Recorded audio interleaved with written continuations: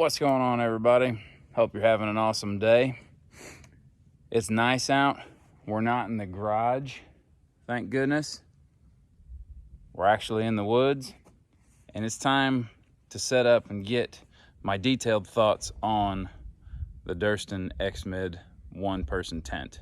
We're gonna set this thing up, get some stuff in it, and go over my thoughts of this tent. I haven't used it on a trip yet, so I can't say it's a complete review, but we're gonna set it up. We're gonna go over some of the features of this tent that makes it fantastic, in my opinion, so far. I've got quite a bit of experience with different one-man tents, trekking pole tents, DCF tents, pretty much most all of them. I've spent a lot of money on these things, and I really think this thing is gonna be one of the best tents that you can possibly get. So I'm gonna set it up and we'll look it over. All right, so there she is, all set up. And this is the Durston X-Mid. This is the one-person version, and this is just the regular, the Sil Poly version. So this is not the Pro. They're coming out with, well, they have the two-person Pro, that's a DCF version, and I'm pretty sure they're coming out with a one-person that's the same. But I opted for the Sil Poly version for a couple of reasons. One, well, because I could actually get it. The two-person DCF version is basically like all the Durston tents have been for a long time. You can barely get your hands on them. I believe from looking at it, they've since upped their production. I'm sure the COVID supply chain nonsense made that a nightmare. But now the regular, the one-person, the two-person Sil Poly versions, you seem to be able to get your hands on pretty regularly, at least from what I've seen. I'm sure the DCF ones are going to be impossible to keep. Probably don't need these on my head. I'm sure the DCF ones are probably going to be impossible to keep in stock for a while, because this is just such a sought-after tent. And really, you can see why. There's plenty of videos on the internet about how to set this thing up, but it sets up with, really it'll set up with just the 4 stakes at the corners. Nothing crazy, and 2 trekking poles. So even if you have never set up a trekking pole tent, this is probably the easiest trekking pole tent to set up I've ever messed with. Now, the first couple times it was a little odd, because I'm used to other ones that have 8, 10, 12 stakes that you got to do a little more fiddling with and being finicky with to get them set up. So it was almost too easy, so it confused me and made me think it should be more difficult, and it took some time. But once you get it down, it's literally pop the 4 stakes in. You just take your trekking poles, and you can either unzip the door, I'll show you inside, and put it in that way, or go in through the vent, which is what I did, because they're pretty good sized vents. You can see up in there, but I can get my hand in there pretty easy and just put it down through there. And the way the geometry of the tent is set up is really unlike any trekking pole tent I've ever seen. Most of these things, you have to have your poles at a certain height, or you'll get some portion of it'll sag. It won't set right. It cuts down the space in it, cuts down on how wind resistant, weather resistant it is, which can make setting them up difficult. You have to get it exactly right. You have to use a bunch of stakes. And if you're on slightly uneven ground, which, let's face it, is every campsite everywhere. I mean, this is Indiana, so that's a pretty big hill for Indiana. It's not like we live in the mountains, but even here, it's not exactly like there's a whole lot of flat ground. You know, your beggars can't be choosers. So that's about the flattest spot I could find. But you set the poles in and then just adjust the height till it's tensioned, and it's good. And it is crazy how strong that makes it. Now, I do have the 6 stakes. I have one, they give you 4 stakes. The ones for the corners, and then 2 of the little titanium shepherd hook ones to stake out part of your door to create your vestibule. But with just those 6 stakes in there, it's pretty amazing how sturdy this tent is once you get it tensioned, which is really not very difficult. I do put 2 extra bigger titanium stakes in for the peak guy lines, just to increase the wind resistance. Obviously, I don't need it right now because it's completely still, but I just did it for the sake of doing it. But now, this thing is very, very sturdy. Very, very sturdy as far as a trekking pole tent is concerned. I would not be concerned with this thing in the wind at all. The shape of it is very unique. If you've ever looked at this, this is standing at essentially the head or foot end. It's the same, which is another feature we'll get to in a minute. But it's basically like an offset pyramid, which is a completely different design than any other trekking pole tent, but that gives it the stability, the wind resistance, the weather resistance, the ability to shed snow of a typical pyramid tent. But once we get inside, you'll see the way it's laid out, you get so much more space. So as long as you get it set up where the wind is hitting it at the foot or head end, I don't see a reason why this thing wouldn't be one of the most weather resistant tents that I've ever had as far as trekking pole tents are concerned. And you can find plenty of YouTube videos of people kind of attesting to that. The other cool thing about it, because of the geometry of it, you can adjust your pole height. If I wanted to drop those poles a couple inches, I could completely lock this down to the ground. I typically like a little bit of ventilation. You can kind of see around there. Even when it's colder, I'd rather have the ventilation just to try to help with condensation and things of that nature.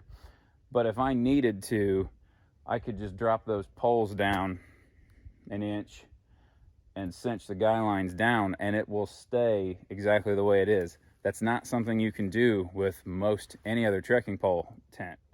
I'm gonna open it up, get some gear in here, get set up, and we'll show you some more features. All right, so as we're opening this up, this is one of the biggest features of this tent. It's a one-man tent, right? There's a door on this side.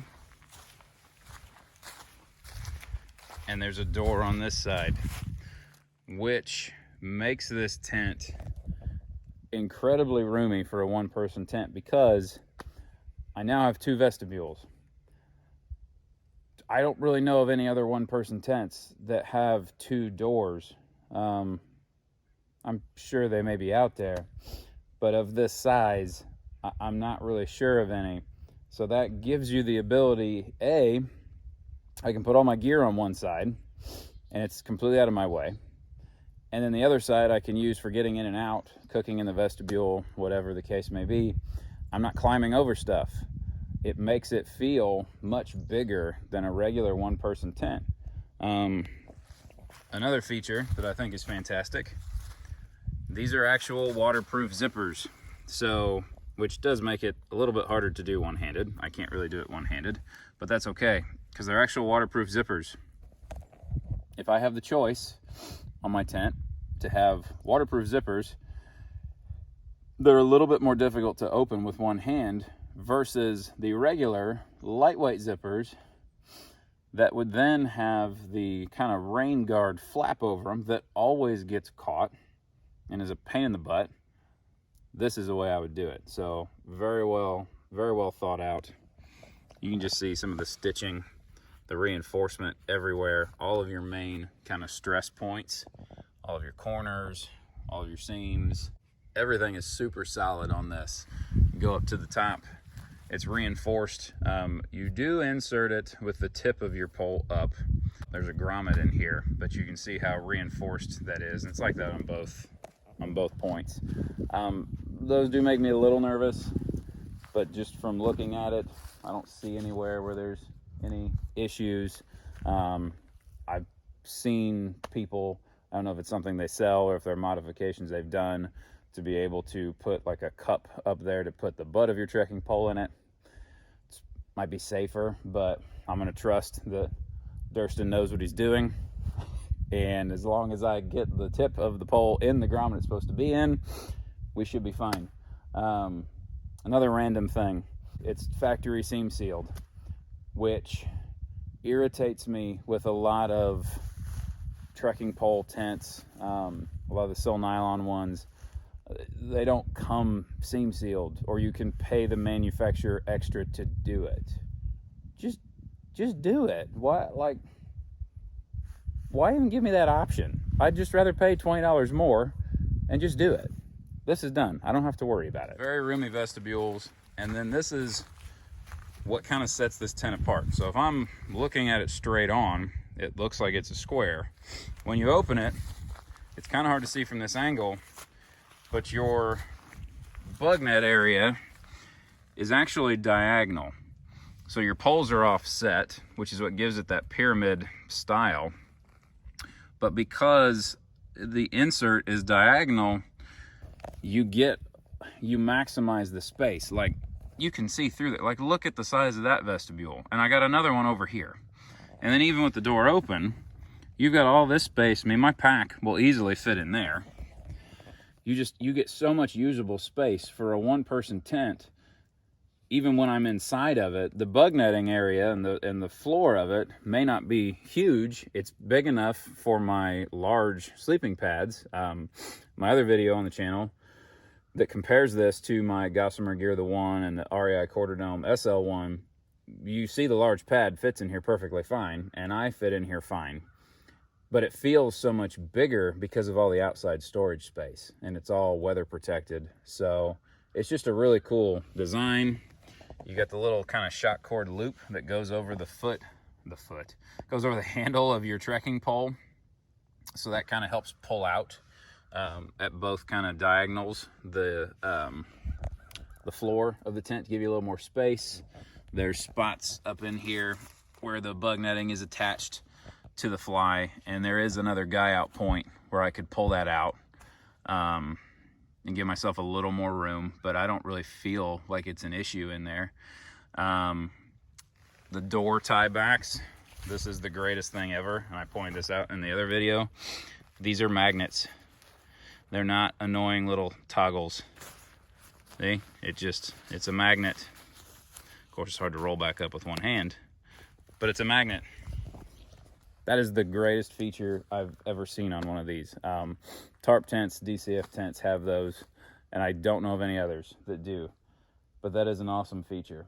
And even still, when you got a door open on this thing, this is still very sturdy. Again, a lot of trekking pole tents, if you have a door open, you're trying to allow for ventilation, it takes a lot of the structure out of the tent, and it moves a lot easier.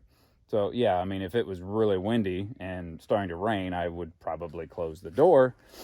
But if it's hot and it's not raining and I just want a breeze, I don't have to worry about my tent wanting to collapse on me with the door open on it. And I could open both of them and you get a big breeze across, and it's still a very sturdy tent. So now we're gonna get some gear in it, set it up so you can see what it's like with everything in it, and we'll go over a few more things that I like and a couple things that are kind of some gripes.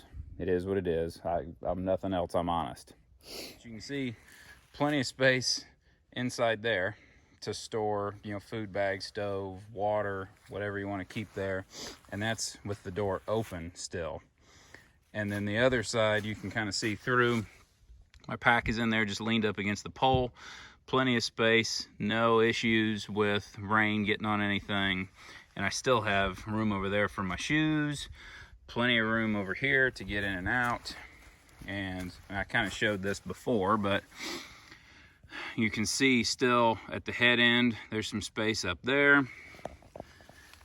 Down here at the foot end in the corner, I got all my warm clothes I'd change into. And this is I've got the Uberlight pad in here, so it's just a regular pad. But even with the wide, you still have plenty of space. And even if it's longer, there's still plenty of space. This pad works for me because I'm a side sleeper, but you've still got lots of room for everything. It's a pretty solid tent. So I'm gonna set the tripod up, get in here, make myself a hot drink, maybe even some food, and then just kind of give an overview on so far what I feel my thoughts are of it. All right, well, while we wait for the water to boil for some coffee, let's let's talk about some of the things I like about the tent. So like I said, setup super easy for a trekking pole tent. It really is one of the simplest and most forgiving trekking pole tents to set up. If you've never had one and you're wanting to make the jump into a trekking pole tent, this is by far one of the easiest ones to set up, for sure. Technically it only needs 4 stakes to really get pitched and set up. So, which is nice if it's pouring rain. It's not a super difficult process, and it's very easy to set this up without ever having to worry about anything inside of it getting wet, because you can pass the poles down through the vents. You don't even have to unzip the doors and risk getting the inside of your tent wet. So that's a big plus. I haven't had it out in weather yet. Well, that's not true. I did when I first got it and unboxed it. I set it up, and there was probably like 20-25 mile an hour winds blowing through where I was at, just kind of a wide open area in front of my condo, and which got me some funny looks. But I was able to get it set up even in a crazy windstorm, and once I got it set up and pitched correctly and adjusted, I was shocked at how stable it was. So I'm excited to get it out in some weather and really see how it does. It's a double wall tent, so the nice thing with that is condensation is really not a big issue. So it's got the inner bug netting and the floor, and then the fly is a separate piece, hence the term double wall. I've spent some nights in one-person trekking pole tents that are single wall where it was like a rainforest on the inside, and that's just not fun. I mean, there's ways to try to mitigate it, but it kind of always happens. So with double walls, you don't have to do that, because I'm never touching this. Like, even if I lean way back against the bug netting, I'm nowhere near the fly sheet. So even if condensation collects on this, I'm not going to touch it. And you can detach the inner from the outer as well too. A couple bungee clips down here, and you can disconnect it. My water's boiling. Hold please.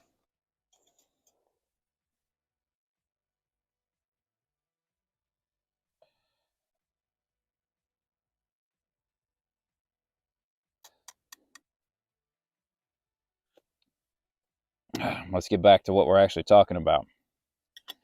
So, like I said, I'm going to reposition myself in here because it's getting kind of chilly. There we go. Now that that's all situated, like I was saying, you can detach the inner from the outer. So if this had condensation all over it, I could take this down, store it in my pack so it stays dry, store this on the outside of the pack so it can dry out throughout the day. It just gives you that flexibility. I think they do sell a kit so that you could set up just the inner without the outer fly for like a stargazer mode. I don't really know that I would ever do that. I could just pull both of these back and I could see stars if I wanted to, but you know, the option is there. So that's the double wall versus single wall. The double wall is fantastic. Adds a little bit of weight. I'll put the exact weight on here if I haven't already at some point, but I'll put the exact weight on here. It's under 2 pounds for a one-person double wall shelter. That's pretty fantastic.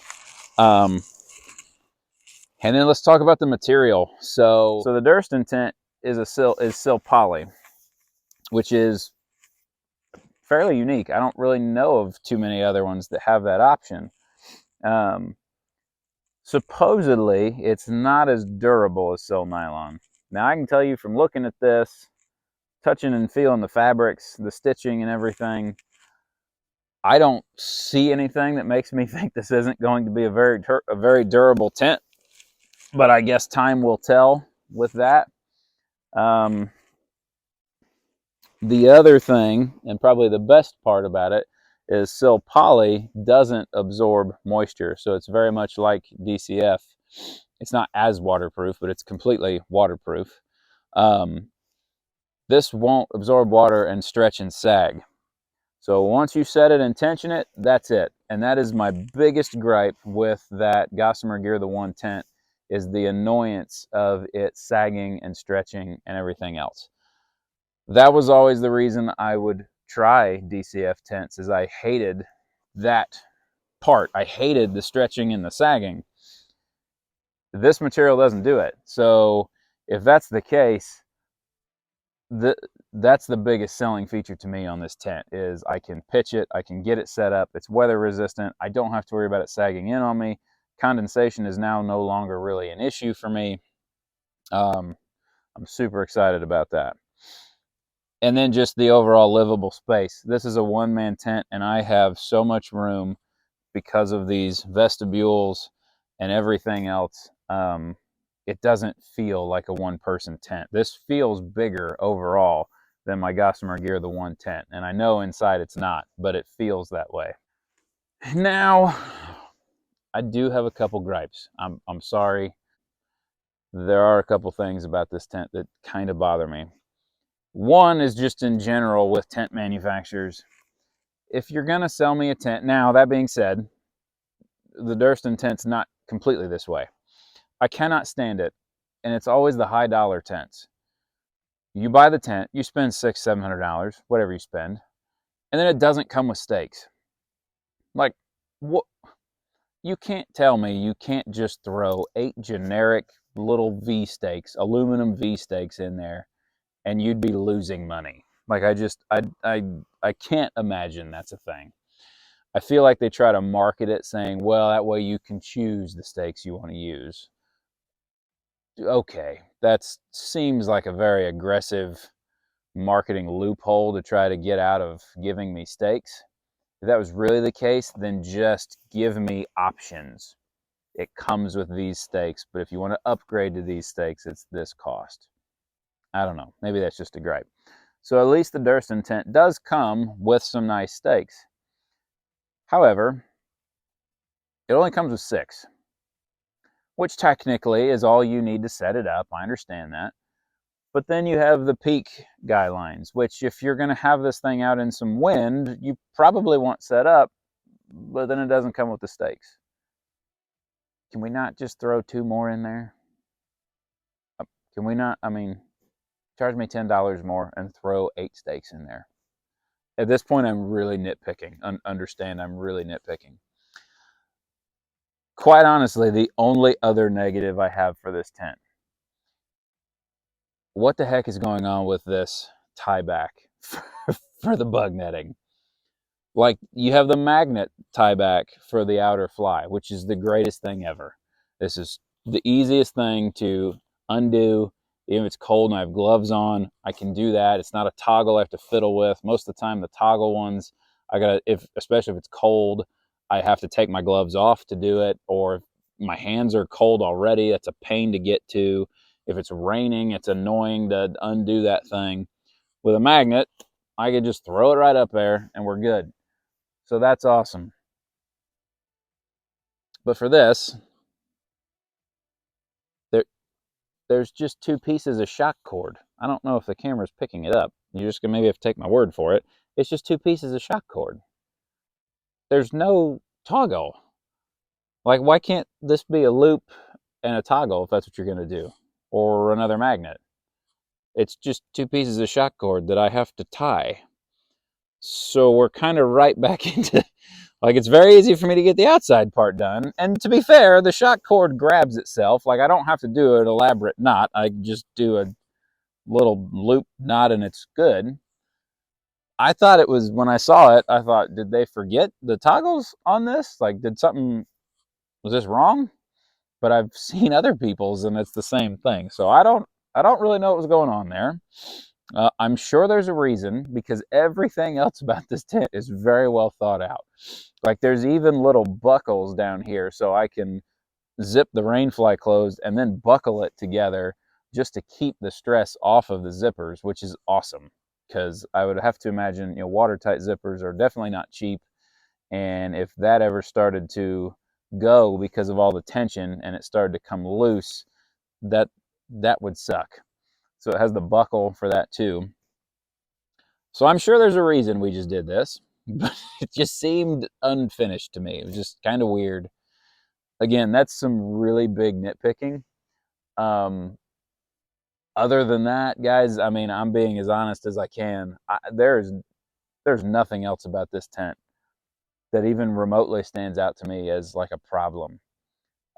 You can tell this was designed by a guy who backpacks, who does a lot of backpacking, and just kind of, I would have to imagine, was kind of like, well, what I've gone through, and has bought multiple tents trying to find the sweet spot, and you never really do. So he just went out, by God, and just did it himself, and has probably built one of the best all-around tents I've ever tried. There's that saying, something can be a jack of all trades but a master of none. I don't think that phrase works here. I think this is a jack of all trades, period. Like, I can't really think of anything that would make it better, other than maybe something different than me having to tie a knot. But if that's my only gripe about a tent, I think I'll be fine. I mean, I honestly can't. The extra ultralight nerds that want DCF, now he's going to offer a DCF option. So there's that. Like, this is just a very well thought out tent. When this tent first came out and I just saw all these people talking about it all the time, I was probably more of a ultralight nerd then, because that's what YouTube had kind of taught me, which is a whole nother conversation. I didn't want to like this tent. I don't know why. And then when I would see all these people suggesting it all the time, like it's the greatest thing in the world, I would just kind of roll my eyes and like, there's plenty of other suggestions. I don't even know what the deal is with this tent. And then you could never find it. You could never get them. So I finally thought, you know what? I started looking at them. The last thing I needed was a new tent, and they happened to be in stock. And I thought, it's $260, which is a whole nother point. This freaking tent is only $260. Like, why don't you own it already? If you're watching this video and you remotely like backpacking, why have you not bought this? Like, buy it now. Go do it now. It's insane the value it is. So I finally just, whatever. Everyone's talking about this tent, these crazy cult people in their Durston tent. I'll buy it. If anything, as bad as people want them, if I don't like it, I can just turn around and sell it and maybe only lose $5. I'm now officially a member of this cult. This tent is awesome. I'm super excited to get it out next week and take it on an actual trip and see how it goes. But just getting it out today, playing around with it, shooting this video, this thing is awesome. So if you sat through all this, I appreciate you. If you have not subscribed, please do. I cannot believe I'm already pushing almost 400 people. But seriously, if you're one of the people that have subscribed, like, I appreciate it. I'd try like crazy to like and comment on everything. I feel like I owe you at least that. This is just fun for me. Hopefully you got something out of this review. At the end of the day, if the only thing you get out of this is this phrase, if you're remotely interested in this tent, for the love of God, get it and give it a try. Worst case, you don't like it, I guarantee there'll be somebody out there that'll buy it from you. So that's it for this video. I'm gonna finish my coffee and I'm gonna enjoy the woods and not being in my garage. I'll talk to you on the next one.